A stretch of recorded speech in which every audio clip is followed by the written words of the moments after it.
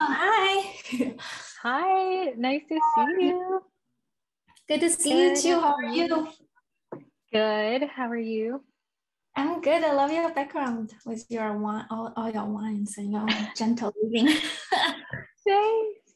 And the Moodalier pieces. So cute. I love that Yeah, and corner. yours is always so cute. Oh, thank you. It's kind of messy, but I kind of like hide it all the mess, like Oh, from all the way 100%. right here, like where I can see right here is like, oh, needs a little bit Yeah. arrangement. I get that. Same here. Yeah. Okay, So sounds good. yeah, I feel like we should always give people a little bit of introductions just in case there's new people. Mindy, would you like to introduce yourself? Yeah. So, hi everyone. I'm Mindy. I'm an art director and designer, and I do freelance, but I also creative direct for I Love Creative Studio, and we're doing super exciting stuff there. Like we did the entire rebrand for Girl Boss Mhm. and website for Kristen S. Hair. So lots of exciting clients that we've been working on and a lot of like fun projects that we have going on. But yeah, that's pretty much me. Yeah, well, that's awesome. And me and Mindy met a couple years ago while she was living in San Francisco, and then since then she has moved to LA with her fiance now, which is Yeah. awesome. And I have visited her last year. So that's sort of like the background story, like how we met, how we got to know each other back in, she was living in San Francisco. So I guess we can dive in some questions. There are like just a couple of questions, this is a selfish question that I personally are, I'm curious. First one is, I know like in in your practice, you use a lot of like Adobe and Figma. Oh, hi, Mhm. Michael. um, Hi. so so I know you use like Adobe and you use Figma and you probably have used the Canva as well. I was just wondering like for what type of work you create, you tend to use more of Adobe and what type of work you use Figma and what type of work you use Canva.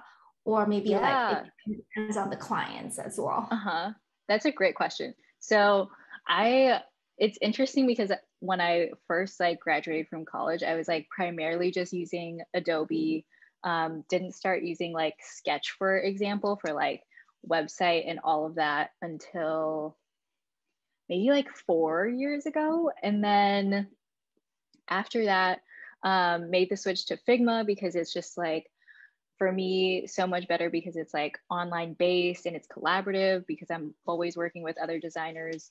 Um, and I actually just like primarily use Figma now. Like even with like branding and visual stuff, like social media or like email marketing stuff, because it's just so versatile and it's just like really quick and intuitive to just like quickly mock things up. Um, Mm-hmm. and it just feels like a lot like Google Docs where you're able to like really collaborate with people. And in terms of like branding, when it gets to like very finite like vector logo work, I'm usually working within Illustrator still. And then Mm-hmm. Photoshop, I'll do like some like photo treatment stuff within there just because that's a lot better for it.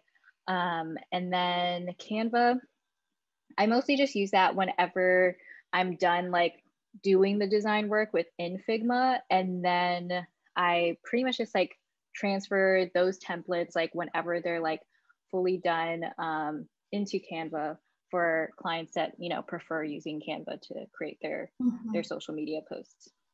Yeah, and I also Mhm. know that in Canva, um, it's so easy to use, and it's also very convenient for a lot of things. Like, for example, you can link your YouTube videos in there. And you can do a lot of like a video editing. And then noticed that Puno like did a sponsorship for Canva, where she said she edited most of that ad for Canva in Canva, which is really impressive as well. So I personally, I also use Canva a lot. But I also love Figma, obviously, because like you designed some like the social media templates for Moodle, and that's lived on Canva, Figma. So that's sort of like how I get to use Figma a little bit more, and I realize it's actually quite easy to use and it's very convenient. Like you said, it's lived on the internet and everything is so live updated. And so since then I have been like loving using Figma as well, which is awesome. Yeah, which is I before I really thought like, oh, Figma is something like the tech company use, right, or like just for designers and like very like intense UI UX. But yeah, it's so versatile, like especially like even with like mood boarding, like for example, like I know you do a lot of like photography and art direction in that space, so like even if like you're mood boarding, like for me, like that's such a nice like thing to have, because like you're able to just like drop in all the photos that you want into like Figma and just have a clean canvas, like similar to like Illustrator, but especially if like you're working with a photographer or you're working like with someone else, like just having that collaboration is so nice. Totally. I also want to ask, what are the new trends you're seeing like for 2022 in terms of the brandings and or like the branding on social media, colors, any fonts, what are like some like the new trends you're seeing? Yeah, I definitely think like rounded rectangles are a big thing, because like just like seeing how like things are just like have like softer shapes nowadays, and like things are a little bit more expressive, things are more colorful, especially with like just like leaning into, you know, Gen Z, and also being like fluid and gender neutral is a big thing that I'm seeing. Like we're kind of shifting away from like, you know, the millennial pink and like the hyper feminism, and going into something that's more like gender neutral but still colorful and just like you know, appeals to like a wider audience. That's definitely what I'm seeing. And in terms of like color palette, yeah, just like vibrant colors, but not necessarily like overly pastel. I think we're definitely like moving away from that. And like that's definitely like clear in like your, even just like your background, you have like so many vibrant colors. And yeah, I think in terms of like social media, there's definitely like a shift towards reels. Like there's definitely a push towards that for sure. And yeah, I'm really interested to see like how people will like continue to just kind of like push design in that sense, because, you know, it's such like a quick kind of like just like very like just plain video kind of thing. And like I wonder how people can start to like incorporate design elements into that. Totally. I feel like I love creatives like always like the leader in that era. Like you always incorporate so much like fun memes, like a little gif, like a little something to the videos to make it really fun. And I also noticed that this has been going on for a while, like the Gen Zs, that they don't really care about much about like the quality of the images and the videos. It's sometimes like the sort of like the pixelated look. But they cares about if it's stand for something or it's funny, or it just, they don't overall they don't care as much as like the quality itself for the content. I mean like the visual content, which is really interesting and fascinating, because that's like a sort of like completely opposite of what millennial has done. And with a lot of those big brands, they need like the images so sharp and crystal clear. I wonder if you have like any like insight about like why is that such a thing now, and do you see that continue going moving forward this year and next, or just in the next few years? Yeah, I love that you brought that up because I definitely like see that shift too. Like overall, just like with TikTok, like I think, you know, people just want to like see something that's real. And especially like with so many years of like Instagram and trying to like craft this like perfect image of like, you know, what life is, and like, you know, like being able to like travel and like have this like extravagant life, and like it's, you know, in a way there is some like surface level materialism to that. And I think like with Gen Z, like, you know, people just want to be real and upfront and like, you know, be vulnerable and like show that to people. And like especially with like, you know, all these small businesses that have like really taken off with like TikTok, like the content that like gets them there is like showing them behind the scenes and like what goes into having a business and like all the inner workings of that, like that people don't necessarily see in just like a beautiful picture on Instagram that's like, you know, heavily filtered and like just like very perfectly like, you know, art directed. While there is like, you know, so much appreciation for that, I think like people just respond more and like are able to relate when they see like, you know, that type of like real content. Yeah, I wonder, Michael, since Michael's a photographer, I wonder like if you have any I don't know, like thoughts about you know, these type of trends, that because all of your images, you know, heavily crafted and edited and, you know, produced. So I wonder if you have any like thoughts you want to share about that. Yeah, I think so. I'm definitely, I lean more towards into the millennial side of the group, and I'm really stoked about it because I feel like for so long it was like the blanding, like minimalism that was like really dominating like the whole design scene and like the aesthetic. And so now that we're like, I feel like we're kind of moving into that like more like brutalism type design where it's just like it can be harsh colors, it can be stretched fonts, it can be like anything as long as it's like authentic. And I'm really excited for that because I feel like as long as like as a photographer at the heart of the photo shoot, as long as there's intent and there's a concept behind it, you don't have to necessarily have like the best lighting or the most perfected scene. Like it can be like it can just be a really fun shot, and that's what sells and that's what engages with the audience. So I'm kind of excited that we're moving that direction. I feel like the whole minimalism like phase was already on its way out anyways, and then like the pandemic happened, and then they like really like just like hyperdrive like kicked it out the door and now we're like into something way more fresh that like is way more engaging and like fun to look at.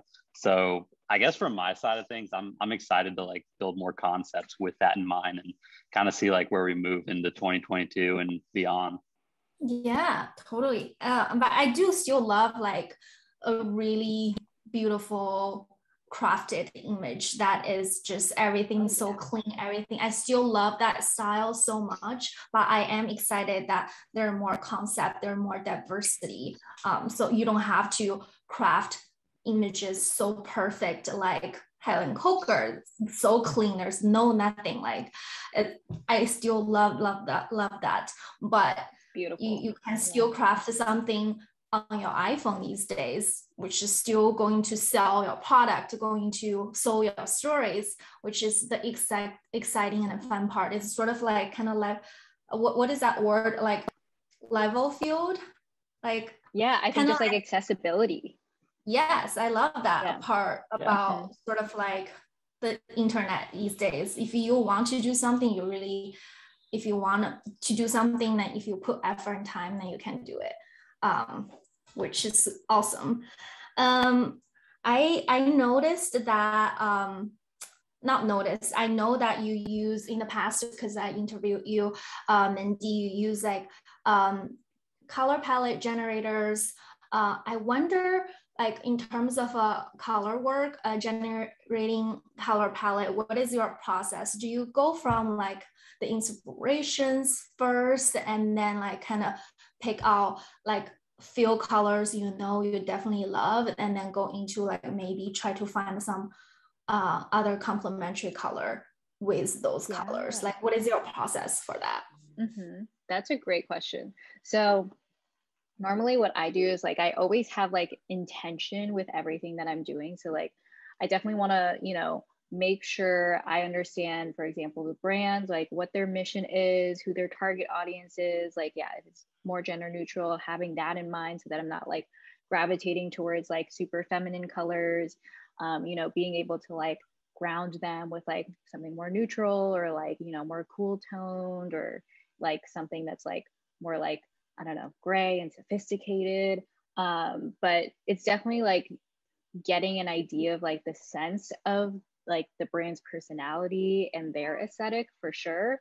And then I'm also considering just like the overall like competitor landscape too, and making sure like, okay, like if this other brand that is like very similar to like what they're doing, and they're like a strong competitor, I want to make sure, you know, I'm staying away from those colors as well. And then after like having all of that research in mind, I then just like go off and go like explore inspiration, whether that's like on Pinterest or, you know, other artists, like contemporary artists, seeing like other paintings in the world, and also like just like real world, like going into like art museums or galleries, being inspired like by colors through there. I think that's really important. And then from there, like I pretty much like start to figure out, okay, like I'm gonna start like color picking from like certain photographs that I see, or like image references. And then from there, I kind of like start to notice like what I'm gravitating towards and what like speaks to me is like a visual representation of the brand. And then from there, like build out a color palette that, you know, is complementary to like the main colors that I'm choosing. And then making sure that, you know, it all kind of works together, and put it into like real world practices like social media or like email marketing to make sure that like, you know, if it's like brown on purple like this or something, like you want to make sure that it's like it works in practice. And especially for like text on background colors, like that's a really important thing. And it's making readable. sure that there's enough like, yes, making sure there's enough contrast so like people can read it, and that it doesn't, you know, just look like pretty and, you know, all that. It needs to be functional as well. Totally. Have you ever had an experience of like, oh, I love this palette so much, and then when you start testing in practice and you realize, oh, that is not readable, or that doesn't look actually functional as well, and then you went back to revisit the color, kind of fine tune a little bit?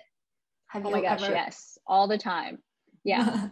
Yeah, like especially when like I am doing all of that exploration, there's like there will be so many like color palettes where I'm like, ooh, like that would look really nice, but then when I actually put it into practice, I'm like, it's not working out as well as I thought. And then in that case, like, you know, I usually play around with like the contrast of it, like maybe like that shade of like purple needs to get a little bit like lighter so that, you know, this green, when it's on top of that color, it, like, you know, stands out a little bit more. Totally. Yeah, that's really great to hear, because I obviously am not a brand designer, but I always am curious how the process look like, because I can imagine that would happen, and you kind of have to revisit all these colors and kind of come up with a different palette or slightly different palette. So in terms of font, what is like the good amount of different font in the branding, or like standard? I know you need at least two, but I wonder these days, because like social media is a thing and you need all these different types of templates. I wonder if you've seen like brands just using like multiple different fonts. Depends on what they need to be presented on. Totally. Like for me, I typically just stick between like 2 to 3 fonts, and make sure that like they all have enough like contrast in terms of style. And it also depends on like how you're using it for sure. But I think like in terms of, you know, branding like on a website, versus like social media, I think there's definitely like some like room for like playing around with that, and that like it doesn't necessarily like have to be exactly like the brand fonts. Because like, for example, with like the website, like if you're, a tech company or like a startup and you want like something that's really clean, but then on social media, you're like a little bit more expressive, or you're like featuring someone and you're doing like, like interviews through that, then like that's where like people tend to, want to see like something more expressive. And I think in that case, like if it's purposeful and you're like really paying attention to like your audience, but while, staying true to like your overall brand mission, then I think it's totally cool to like, integrate other fonts and like play around with that. But yeah, just as long as like, it all feels like cohesive and it feels like the same brand. Because there's totally like times where like, people are like trying different things out on social media, and then it all kind of just like starts to like be like, okay, what exactly is happening with the brand, So it's totally. I love that. Balance. I love that you sort of echo like giving permission of like it's totally okay later on to introduce another font, because I feel like Moodle as a brand is like going through that. We primarily have two different type of fonts, but now I realize for a lot of like my social media needs, I just need a bolder font. Like two of my fonts, it's the sheriff, and like one, the body text was just really minimal. And I realized I actually sometimes I wanted to be more fun. I just want a little bit like a bolder font, which I do not have. But I love that you sort of gave a permission that it kind of later on when your brands grow, you could totally introduce in like another font or something else. Exactly. So and like you just said, like brands grow, and like as time goes on, you like better understand like how you want to visually communicate yourself, and like also you as yourself, like as a brand, like your personality can change too. And like if you want to become like more expressive, and if that is is resonating with your audience a lot more, like then you should totally just move into that. And of course, like have like intention with that all throughout. Totally. That's great. And trying to look my notes. Michael, do you have any questions about branding in general? I guess I know you are a photographer, but I feel like photographers these days also have their own brand. So I wonder if as a photographer perspective, do you have any questions for Mindy, because she is the branding wizard? Yeah. I don't know. I started out as a designer, and then I moved into photography. That's awesome. I don't know. I've worked really hard on my own image and my own brand to make it like as cohesive as possible. But I feel like I do get stuck a lot of times in that kind of in that old mindset of you have to have these specific colors and these specific fonts, and you can't really like, you can work within that, but you can't like mess around with other fonts and stuff. And so I don't know, I guess it's hard for me to like break out of that bubble and create something that I feel like is like worthy of this new generation. So I don't know, maybe some advice for like someone who's like a little bit stuck in the past, like how to kind of bring their brand into like maybe a little bit newer era of design and kind of like aesthetic. Yeah. I mean, first of all, like I think there's still so much like beauty in like, something that is like more focused, and like something that's like, intentionally thought out. And like if that is your brand, then like, I don't think you need to like change yourself in order to, appeal to like this like newer audience. Like I think if like you're staying true to like yourself, then that's going to resonate to like the right people, and the right people that you want to work with. But I think in terms of like like if you want to like experiment and stuff like that, then like you are more than welcome to do so, because like that's like your your platform. And if that's like something that like you want to explore and like just see how like people are going to receive that, then like why not? And I think like that's another thing, like people are just like more receptive to like seeing like an evolution, and like people kind of like encourage like growth and everything now. So yeah.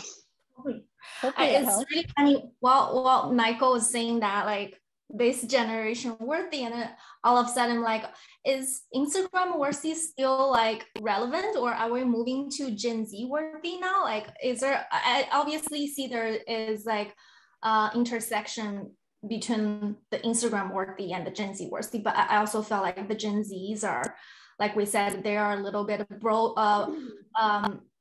they're more brave, and the color palette is brighter, and the images they crafted is now like highly perfect. It's they want to have a little bit of flaws, which is really interesting because for years we've been like using the word Instagram worthy, but now I feel like with TikTok, with Reels, like I don't know if it's Instagram worthy. It's sort of like the millennial pink. Is that kind of like, do we even need that? Or it's very interesting. I feel like we're kind of slowly entered like the next era of content creations. With that being said, I'm actually curious about like, what do you guys feel? This is like a totally off the topic, but since we're talking about the future, what do you guys feel about like the NFT cultures? And I know like it's pretty mixed for some designers that they love because, you know, there's a lot of money in there. But for some designers, I know that they're just like, oh, that's just like trash. So I'm curious, what do you guys feel about it? And you're a designer, you're a photographer, and previously designer. I'm sure you probably have like seen a lot of NFT arts out there. And what do you guys feel about it? Oh, it's so complicated, and it's also something that like I don't fully understand too. Like I'm still learning exactly like what goes into it, but I know like there are so many, right, like opposing opinions. And like for example, I know like for like a lot of like indie artists, like people are very heavily just like rejecting it because, you know, it's another thing that's like founded by, you know, rich white people. And so Yes. like Yes. that's something that it's like, do they, you know, do they want to like continue feeding into that and like supporting that and like being, I don't know, monopolized by that. And I know there's also like some environmental issues around it too that I don't fully understand either. So right now I'm not like, you know, fully you're in support of observing it. everything. Yes, still observing and learning for sure. But I've definitely seen like some artists definitely like just, you know, excel and create things that like, I don't know, is another way for them to earn income. So in that regard, you know, I can't help but see that as like a positive thing if like that's how they want to like, you know, sell their work, then, you know, by all means. Yeah. What do you think, Michael? Yeah, I'm excited by it. I've looked into. Oh yeah, I was making sure I wasn't muted. Classic. I'm excited by it. I've looked into creating some NFTs, and I feel like I definitely have a better understanding than I did like 2 months ago, because I really feel like the royalties part of it is where it gives the creator like the opportunity to shine. Because like if like we design something, we can set the percentage of like, hey, every sale after this, we dictate like 10%, 50%, whatever percent we want.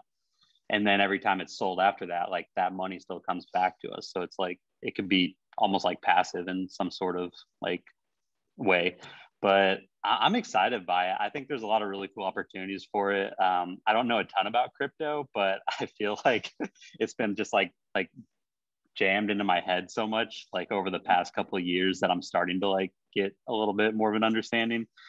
So I don't know. I like the idea of NFTs. To me, it's really no different than like selling artwork. It's just digital, and there's like a minting process that like specifies, hey, you actually do own the original. So I like it. I think it's cool. I think we'll probably I don't want to sound like a conspiracy like this, but I think we'll probably start seeing NFTs like popping up a lot more like in our daily lives, and like it'll start to, I don't know, integrate into society in more of like a like widely accepted format, I guess. But I would love to create some NFTs. I don't know. I think it could be really fun. Yeah, I actually did a bit of a research on the topic of NFT, Cradle, the creator economy and with like the Web3 a little bit. I mean, obviously I'm still learning 10 and a lot of things I still don't understand, but I also have friends works for crypto investment companies who, so I had the privilege kind of listen to their part of story, but I also have a partner, aka my husband, who's also very critical, not critical, very, he just has a, well, a lot of I feel like in the like the tech industry part of some of the tech people who are very kind of questioning like the whole the Web3, like the NFTs, because there are a lot of like a lot of people who are actually scamming people through NFTs, through like cryptos, which is, you know, which is, it will happens whenever there's money. And there's a lot of like crypto company which is like purely scam, like raising money, and they don't even actually do anything. So I feel like I heard like the two side of the story constantly, but I am somebody who like to learn about new things, and I'm really curious, and I am early adopter. So I do see the benefits of like the NFTs giving you the loyalties, actually that part, giving like the creator the ownership of your work. But I also understand what Mindy is saying, like we don't really own like the Web3, like the investors, the people who are partner with them actually owning that part. So which is still a very interesting like concept. I still felt like it's really early. And the experts have seen like the NFT now is like sort of a bubble. It will probably crash. 90% of NFT will crash. There are obviously all those like original, what you see, the Bored Apes and the Funks.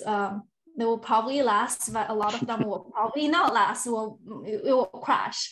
So I'm just kind of like, since you guys are here, I just was curious how other people are thinking about this, because I realized there's not a lot of people really, especially in the purely artists and the creative industry, not a lot of people are talking about NFTs. A lot of the people who are talking about it is the investors, people who really like, I don't know, like not the artists, not really a lot of creative. So I am curious. Yeah, the people who have the most to gain monetarily are talking about it the most. True. Totally. Yeah. Anyways, that was kind of interesting. Like I just like wanted to learn how you guys feel about everything. Also the metaverse as well, because when you start thinking about that, it's kind of crazy that eventually are we even gonna leave the house, you know, like is everything gonna be 20 years from now, is everybody gonna just like have their contacts in and just like looking through metaverse? And like at what point we should all start purchasing like the properties from metaverse, right? All these things, like can we make rentals? It's just like all of a sudden I'm overwhelmed by the technology and the future. Yeah, there's so many ways that it could go. Totally. Yeah. Did you ever see that movie, Ready Player One? I have not. Okay, I feel like that one, that's like essentially like, yeah, everyone is like living in this like digital world, and then like the real world is like really shitty. And so like the virtual world is like where they go to like escape and everything. But yeah, I feel like you would like really think that was what, Ready Player One? Yeah, I think it came out like a few years ago for sure, like 2016, maybe 2017. Yeah, I'm gonna check that out. Yeah, that's cool. Let me think if there's any cool questions. I guess like any like tips you would like to share for people who are more of like the beginner levels of trying to do branding designs or working with brands, trying to get clients. Any pro tips you had while yeah, I would say just like at first really just like take things in and just like absorb. So like whether that's like looking at other brands and seeing like which brand and like design that you're like kind of gravitating towards, and like kind of like taking note of that. So like looking at things like in a lens of like, okay, like what kind of fonts are they using, what kind of colors are they using, what kind of graphic language are they using, and just like kind of like analyzing things from that point of view. And then that way you like are kind of training your eye to understand like, okay, these are the things that I like, and maybe like the style that I kind of want to like explore. And then from there, like just like do a lot of iterations, like whether that's like giving yourself like a prompt of like doing social media for a brand that you really like, and like figuring out, okay, like these are like the kind of things that I want to design, and like whether that's like branding or social media or email marketing or website design, like figuring out, okay, like these are the type of things that I want to design, and then start doing like exploration around that, and like kind of thinking, okay, like this is my dream client. If I wanted to rebrand them, this is what I would do. And just like give yourself those exercises to really explore and just like start creating. I think that's like the hardest part, just starting and like having that blank canvas. I know is like very intimidating, but I think once like you just start putting things down, like even if it doesn't, look right in your mind, as long as you just keep like exploring things, figuring out, okay, like maybe this font isn't working, I'm going to try a different one, or maybe this color isn't quite working, try a different one. Always try something new. And then yeah, just like continue to like hone that down and like figure out what your point of view on design is, and like what things you gravitate towards.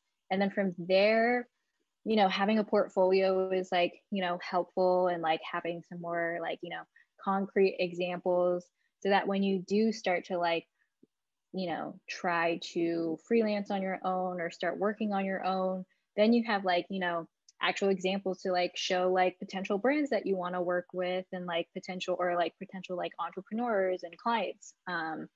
And also just like having that focus of like the type of people that you want to be working with and the type of industries is also super helpful. So like, for example, if like you're really into like fashion and e-com, like kind of just take a look at like around at like those brands and like figure out, okay, these are like my dream clients. And then you want to kind of like tailor your work around that and make sure that like, that like your kind of work would be like appealing to those type of people.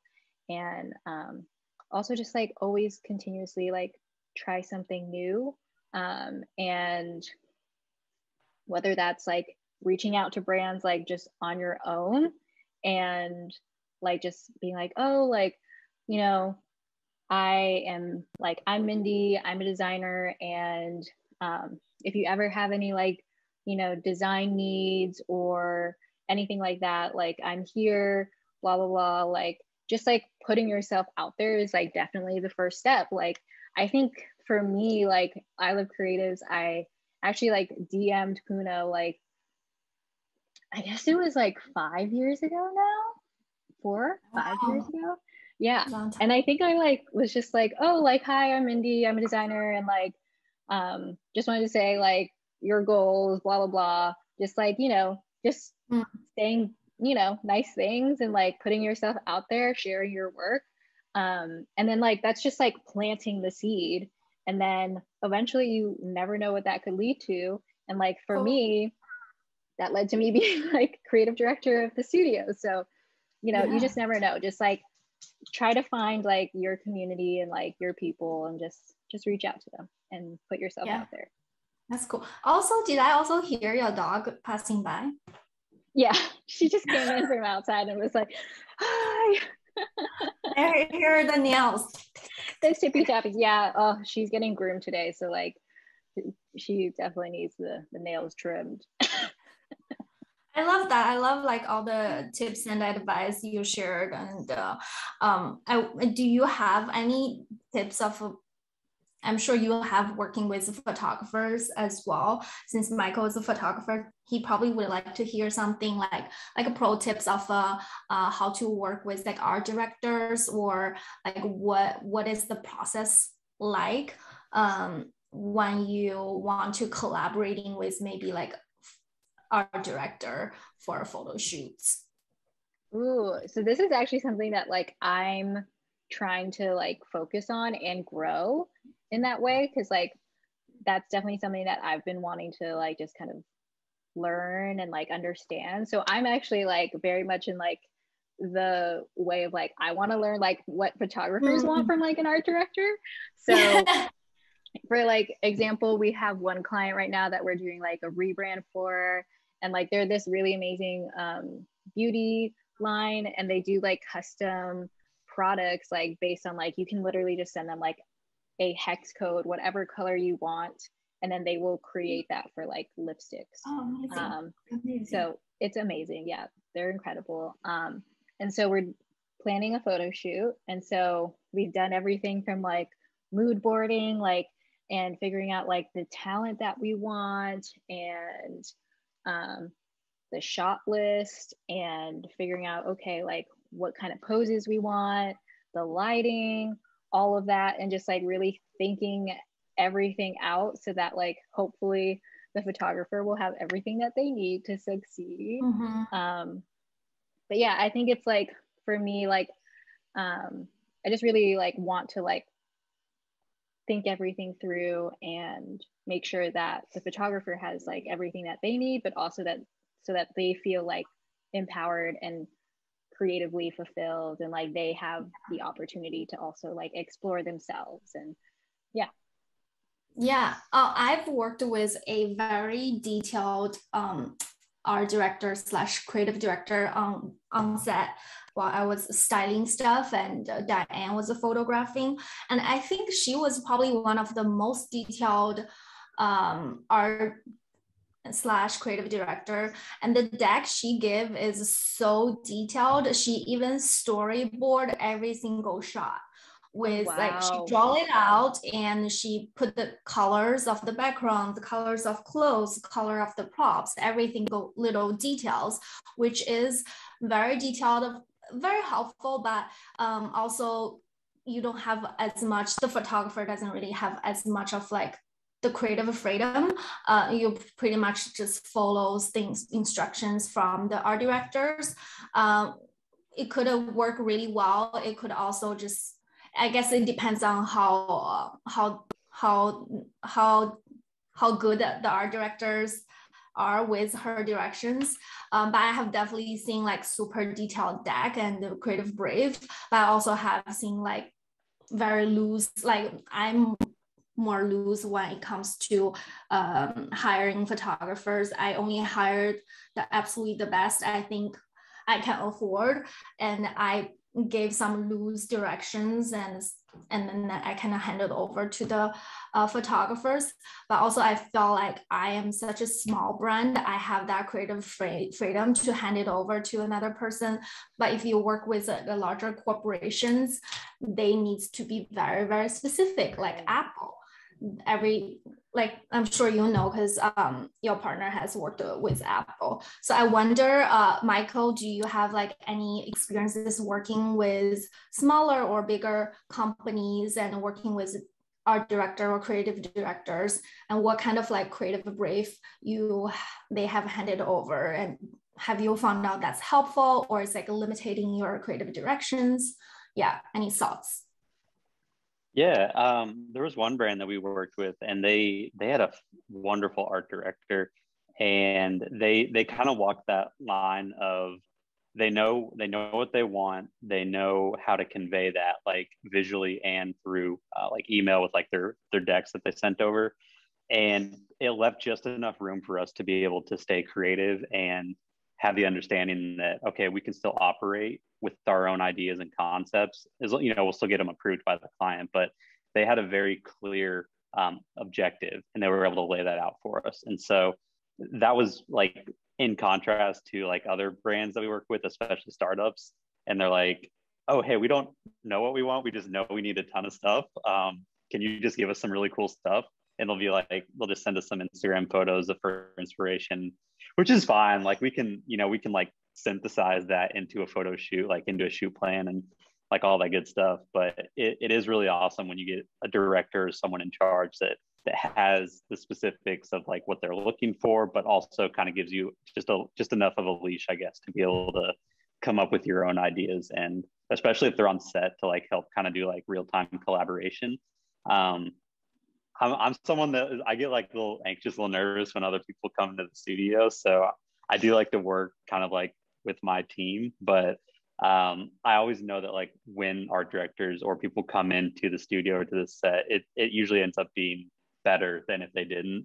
So I would like recommend like always being on set if you can, because I think you'll just be able to get a better result. Like, you know, you can fix things in real time and you can just like come up with ideas that you didn't think of like previously. So yeah, I would say that's kind of, we haven't worked with a ton of big brands like either. We haven't worked with like household names really. They've been like, I guess, larger DTC like e-com brands. So I don't know that I have like the full scope of like what an art director is for like you know, like a household name brand. But yeah, I guess just having someone that knows what they want and letting us also collaborate with them seems to be like the magic. That seems to be the key for us. Yeah, it seems like you want some sort of a break and directions, but still giving enough room for you to kind of have the freedom creating something, you know, in your preference and in your creative direction is sort of like the ideal for, I guess, most of the photographers. Yeah. Well, it was like also, I remember when I used to design logos and brands, you probably have run across this, Mindy, but like a brand might approach you and they're like, hey, we just want something like awesome. Like we want like just something simple like Nike. And you're like, okay, sick. So just one of like the biggest brands known to man. You just, okay, yeah, let me just do that real quick with no direction. But also unhelpful. Yeah. Yeah. Don't we all? Yeah. So yeah, it was a little bit like that seems like a red flag. Yeah, for sure. Yeah. For sure, red flag. Yeah. I agree 100%. So because at that point, then they don't really know what they want. And then also like they're withholding this standard, but then they're not thinking about their own brand as its own entity, you know? Yeah, and also I feel like when they have absolutely no idea and the directions, what they want, like the price, the rate you're charging should reflect on that. And you should like, because you essentially have to do a lot of research work for them. So I felt like as a designer or photographer, if a brand ever came to you, you'd be like, hey, we just want a bunch of photos. And that made your work kind of harder. And I felt like when you charge, and then you should like actually charge more because they didn't give you any directions. Right. You got to work in like the time to do like the revisions and everything and like have that creative exploration to understand, I guess, what they want. Yeah. Totally. Yeah. Well, I think that's it. I don't have like tons of questions today. I'm glad that Michael joined us. So we got this like really interactive engagement through the live. Well, thank you so much for joining, guys. I really appreciate your time. Thank you. And have a good rest of your day. Yeah, of course. Have a good rest of the day. Bye. Bye.